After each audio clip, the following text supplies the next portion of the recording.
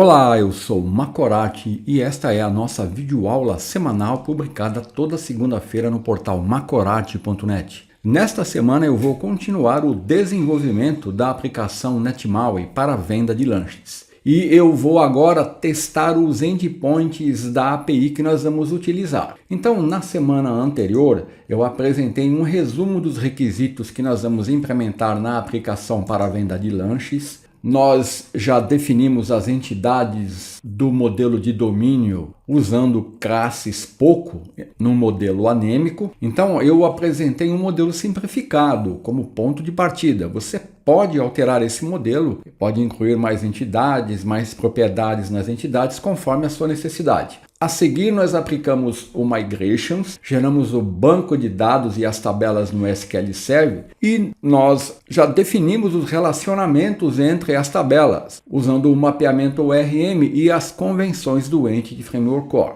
Então, a estrutura básica do projeto que eu chamei de API E-Commerce, que foi criado no Visual Studio usando o template ASP.NET Core Web API, é o seguinte: eu tenho aqui a pasta Context, onde eu tenho a classe de contexto appdbcontext, que herda de dbcontext e define o mapeamento ORM e vai popular as tabelas categorias e produtos com dados iniciais. Eu tenho aqui a pasta controllers, onde nós definimos os controladores que atuam como intermediários entre as requisições feitas pelos clientes, que no nosso caso vai ser a nossa aplicação mobile, e a lógica do negócio do nosso aplicativo. Então eu tenho aqui os controladores categorias, itens, carrinho, compra, pedidos, produtos e usuário. Na pasta Entities, nós definimos as nossas entidades que atuam como modelos abstratos para representar as entidades do mundo real, como categoria, um pedido, um produto, um usuário, um item do carrinho. Então aqui na pasta Repositories, nós temos os repositórios que abstraem as tecnologias específicas de acesso a dados da camada de negócio da aplicação. Então aqui eu defini dois repositórios, um para categoria e um para produto. E na classe Program, eu defini as configurações, registrei os serviços, fizemos a configuração do host e ela vai ser usada para inicializar e configurar a nossa aplicação. No arquivo appsettings.json eu defini a string de conexão e uma seção onde eu estou definindo algumas variáveis que eu vou usar para gerar o token JWT. E na pasta Migrations eu tenho as migrações que foram geradas aqui no nosso projeto. Então essa seria aqui uma visão geral da nossa API, da sua estrutura, né? Usando aqui o projeto ASP.NET Core Web API. Então agora eu vou testar cada um dos endpoints. Eu vou executar aqui a nossa aplicação e eu vou ter aqui como resultado os endpoints, né, sendo apresentados aqui na interface do Swagger. Então eu vou iniciar com os endpoints relacionados ao usuário da aplicação, definido aqui por esses 3 endpoint post e um get. A nossa base de dados ela foi gerada com essas tabelas, né? Na tabela categorias, como eu mostrei, eu tenho dados que são os dados iniciais que nós populamos as tabelas, e em produtos eu também já tenho os dados iniciais, olha, como eu já mostrei, né? Tá aqui os dados iniciais. Agora, as demais tabelas, por exemplo, usuários, tá vazio, tá vendo? Usuários não tenho dados, pedidos eu não tenho dados, itens de carrinho de compras eu não tenho nenhuma informação e também detalhes pedidos. Então nós vamos mostrar agora a lógica de funcionamento dos endpoints e como isso vai se refletir aqui nas tabelas. É importante entender isso. Então vamos retornar aqui para o nosso endpoint. Então o primeiro endpoint que eu vou testar vai ser o endpoint post API usuários register. Então ele vai registrar um usuário. Para mim poder operar aqui, eu tenho que estar usando um usuário autenticado. Ele tem que ter um token JWT que vai ser enviado em todo o request para poder acessar aqui os endpoints da API. Então, olha, esse endpoint aqui, eu vou dar um tryout. Observe que aqui, no input dele, ele apresenta diversas informações que eu tenho que informar. Aqui, a melhor abordagem seria eu usar uma vModel, definindo apenas os dados necessários para registrar o usuário. Para simplificar, eu não usei uma vModel, então esse request está apresentando todas essas informações, mas eu não preciso dessas informações, né? Então se eu analisar aqui no controlador usuários controller,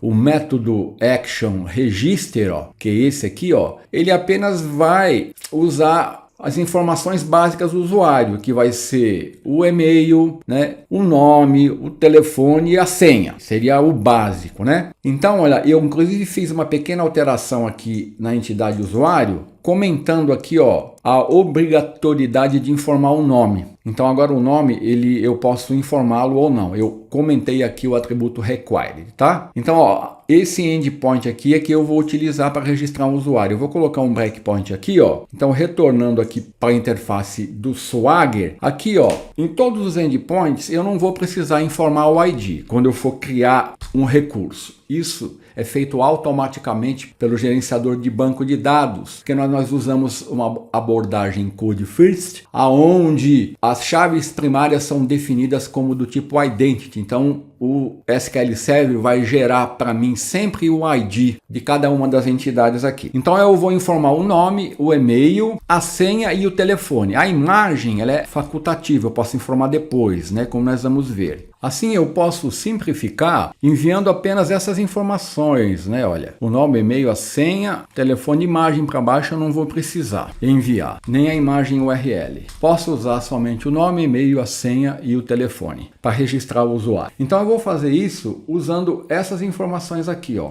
Vou registrar um usuário com esses dados aqui, ó. O nome Macorati, e-mail macorati@yahoo.com. A senha é importante destacar que você é obrigado a usar aqui, ó, caracteres, maiúscula, minúscula, números e um caractere especial pelo menos. E o telefone. Então eu vou clicar em Execute, olha. Ele vai parar aqui, ó, no meu endpoint register do controlador usuários controller, olha. Eu tenho aqui o usuário, ó. Os dados que eu enviei, o nome, a senha, o telefone e o e-mail. Ele vai verificar se o usuário existe. No caso aqui, se já existia um usuário com o e-mail que eu enviei, ele vai falar que o usuário com esse e-mail já existe, né? Como não existe, eu vou mandar ele continuar. Ele vai retornar aqui, ó, um 201 created, né? Observe aqui, ó, 201 created. E eu posso examinar minha base de dados aqui em usuários agora. Eu vou mandar ele selecionar. Tá aqui o meu usuário Macorati, o e-mail, ó, a senha, a URL da imagem eu não enviei e o telefone. Então registrei o usuário. Continuando, vamos agora testar o endpoint para fazer o login. Já que eu registrei o usuário, eu posso agora logar com as informações desse usuário. Então aqui novamente, ó, eu poderia usar uma view model aqui e definir aqui as informações somente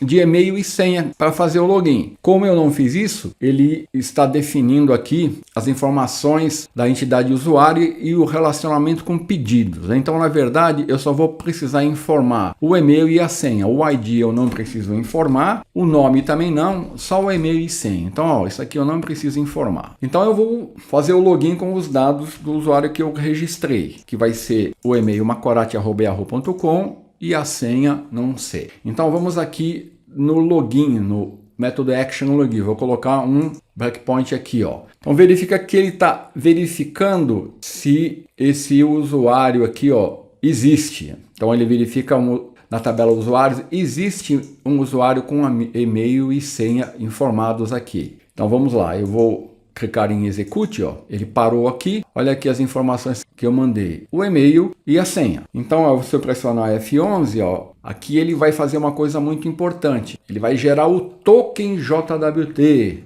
Então, o que ele está fazendo aqui, ó? Aqui ele está criando a chave de segurança, que é a Security Key, que é uma chave simétrica, né? Que é criada com base na chave fornecida no arquivo de configuração, ó. Ele está buscando lá na seção JWT aquela chave privada que nós registramos no arquivo appsettings.json. A seguir ele vai criar as credenciais, vou pressionar F11, olha lá, ó. Credentials são as credenciais da assinatura. Então, para isso ele usa, né, a chave de segurança e o algoritmo, ó, HMAC SHA-256. Agora aqui ele está definindo as cranes, ó. Nesse caso eu estou usando apenas uma crane que é adicionada ao token, que é o e-mail do usuário. Então vou pressionar F11 e agora, olha, ele vai criar o token JWT, um novo token, né? Então ele está especificando a emissora, a audiência, as cranes que foram definidas aqui, a data de expiração. Aqui eu estou usando 10 dias porque eu estou testando, né? Então eu estou usando add days. Numa aplicação de produção, você vai procurar colocar o tempo mínimo possível aqui. Geralmente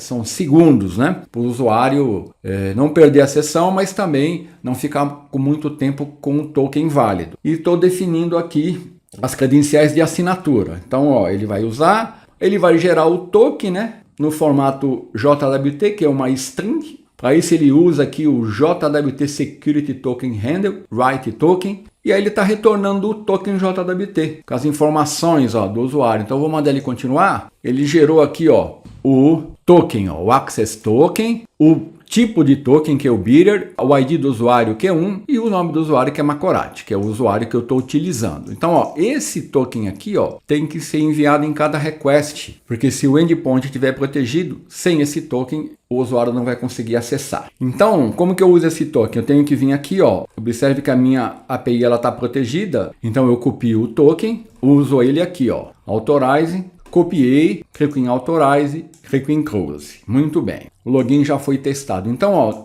para fazer o upload da foto, ó, eu vou dar o tryout. Esse endpoint, olha, ele está protegido. Se eu não enviar o token, não vou conseguir acesso aqui. Então, esse método action, ele vai verificar aqui, ó, se eu tenho um usuário logado, vai obter o e-mail desse usuário, vai localizar esse usuário e aí ele vai ver se o usuário foi encontrado ou não. E aí, aqui, ó, ele vai gerar um nome de arquivo único para a imagem que eu estou enviando, vai criar o caminho completo aqui, ó, combinando a pasta www.root. Eu já tenho que ter essa pasta criada aqui, ó, dentro de www.root user images, ela está vazia, né? Ele vai combinar isso com o nome de arquivo único e vai gerar o caminho completo do arquivo. Aí ele vai criar esse arquivo, vai sobrepor se ele já existir e vai copiar a imagem. E aí ele vai atualizar a propriedade do usuário com esse caminho de imagem que ele gerou, vai dar o Save Changes e vai falar que a imagem foi enviada com sucesso. Então, retornando aqui, ó, eu vou dar um tryout, vou selecionar uma imagem, ó, colocar essa aqui, ó,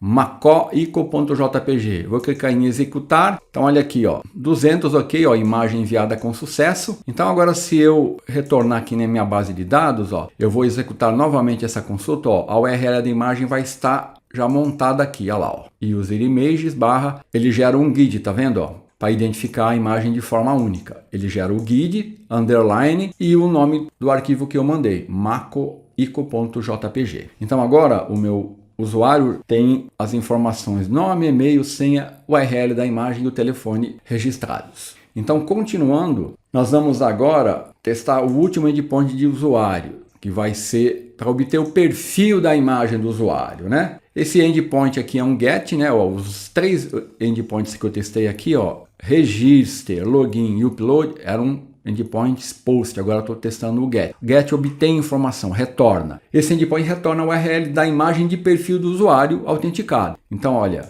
é esse endpoint aqui, ó, imagem, perfil, usuário. Ele vai verificar se o usuário está autenticado, vai localizar esse usuário. Se o usuário for encontrado, ele vai retornar a imagem de perfil. Então, vamos lá. Aqui basta eu dar o tryout, ó, e mandar executar. Tá aqui, ó. Ele me retorna a informação da URL da imagem, ó, /user images e a imagem que eu salvei lá no nosso projeto. Então, se eu abrir aqui agora a pasta www.root dentro de user images, ó, eu tenho aquela imagem enviada que foi copiada. Olha aqui, ó, a imagem.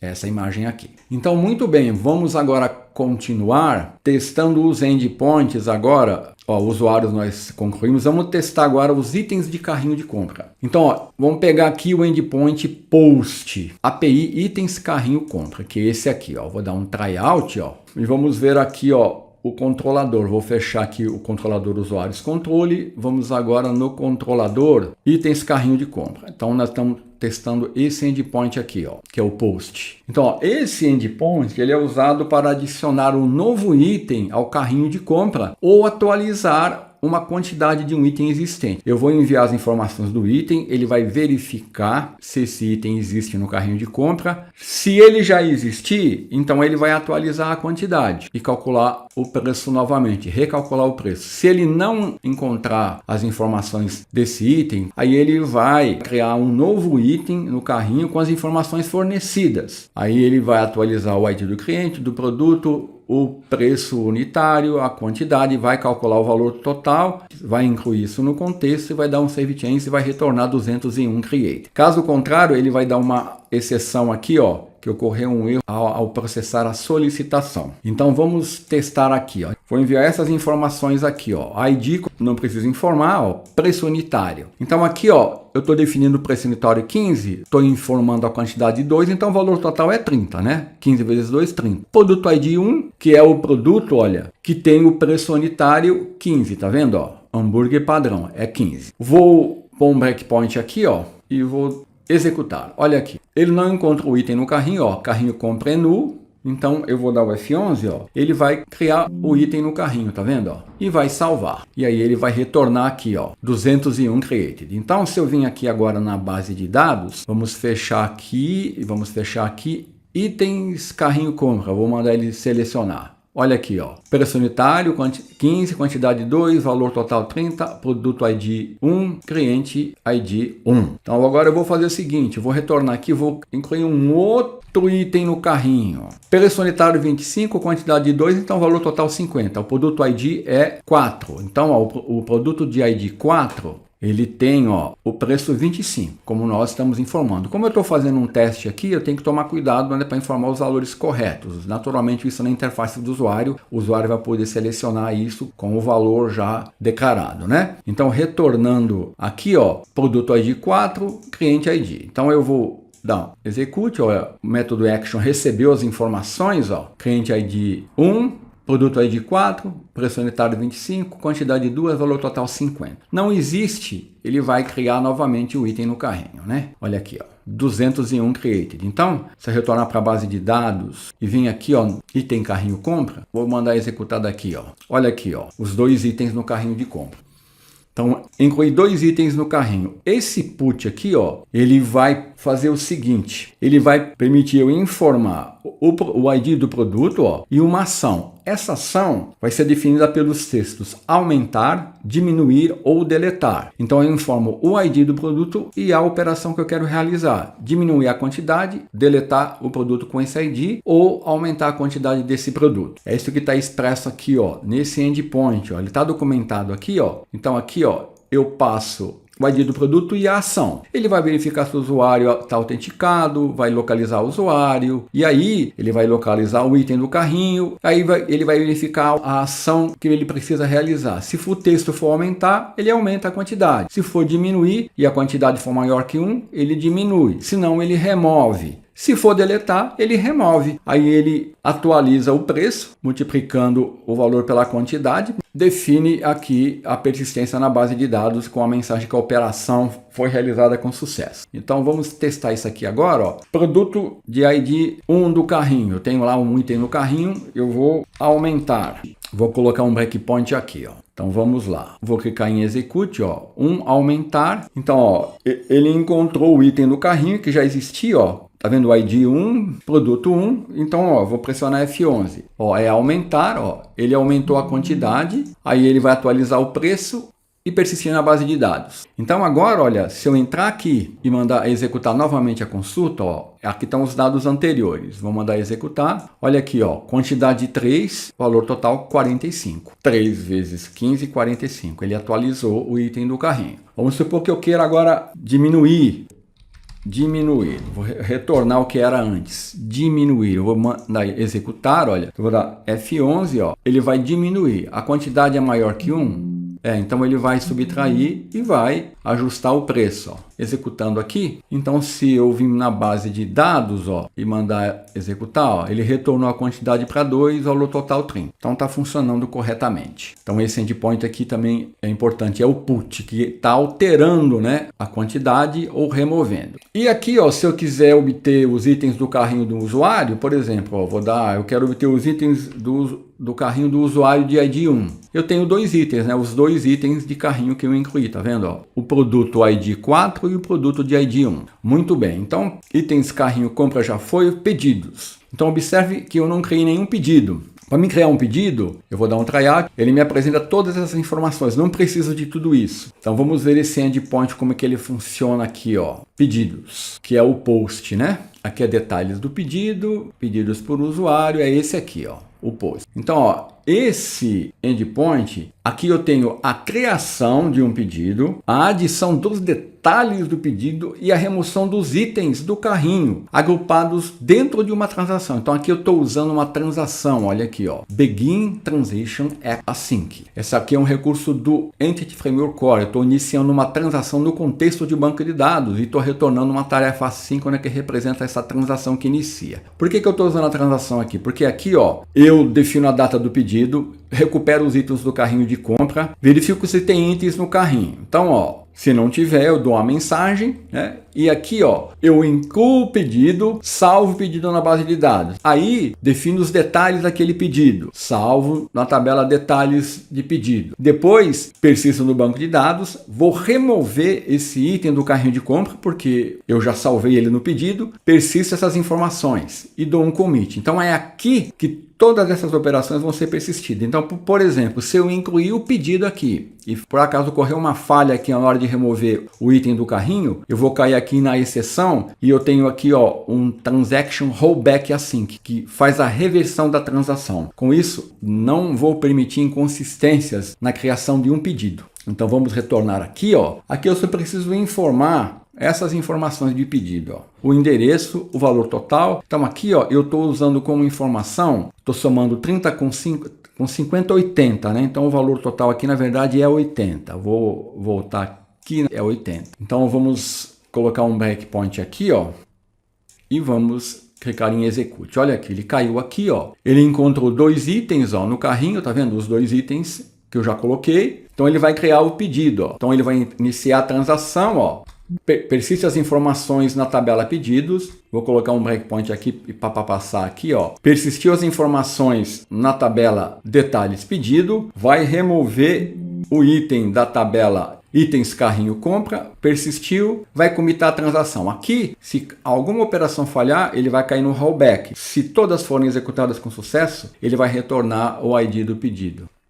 Olha aqui, ó, ID do pedido. Então eu posso vir aqui na base de dados, abrir aqui os pedidos, ó, mandar selecionar. Está aqui o meu pedido, o projetado 100, valor total 80, data do pedido, o usuário. Muito bem. Esses dois endpoints aqui eu vou retornar os pedidos por um usuário, né? Ó, vou retornar aqui um tryout, vou informar o ID do usuário, é bem simples aqui, né? Ele retorna aqui, ó, eu tenho um pedido para esse usuário. Ele informa o ID, o pedido total e a data do pedido. E aqui são dois endpoints get, né? Vai retornar os detalhes do pedido pelo ID do pedido. Então vou dar um tryout, vou pedir do ID 1, ele vai me retornar os detalhes, ó, daquele pedido. Tenho dois itens no carrinho de compra, né? Então esses dois itens estão relacionados a esse pedido aqui. Então ele me retorna os detalhes do pedido. Produtos, eu posso consultar aqui. Vamos ver esse endpoint produtos aqui que é importante. Então vamos ver o controlador produtos, olha aqui, ó. Então, ó, get produtos, eu posso informar o tipo de produto e o ID da categoria, que é opcional. Então, o tipo de produto que eu vou retornar, ele pode ser categoria, popular ou mais vendido. Se eu informar categoria, aí eu tenho que informar o ID da categoria. E aí eu vou obter os produtos da categoria com o ID informado. Se eu informar popular, eu não preciso informar o ID da categoria. Aí eu teria os produtos definidos como popular. Se eu informar mais vendido, também não preciso informar o ID da categoria. E eu terei os produtos definidos como mais vendido. Vou dar o tryout, ID da categoria, eu vou colocar aqui ID 1, tipo de produto. Aqui eu tenho que informar categoria, né? Categoria. Então ele vai me retornar todos os produtos da categoria com ID 1. Olha aqui, ó. Esses são os produtos para a categoria com ID 1. Agora, se eu quiser só a informação do tipo de produto, não preciso informar o ID. Por exemplo, eu quero informações dos produtos popular. Ele vai me retornar os produtos populares. Eu quero mais vendido. Mais vendido. Então não preciso informar o ID da categoria, né? Ele vai pelo nome definido, os mais vendidos. Olha, são esses aqui. Então esse seria o endpoint produtos. Aqui é retornar um produto pelo ID, né?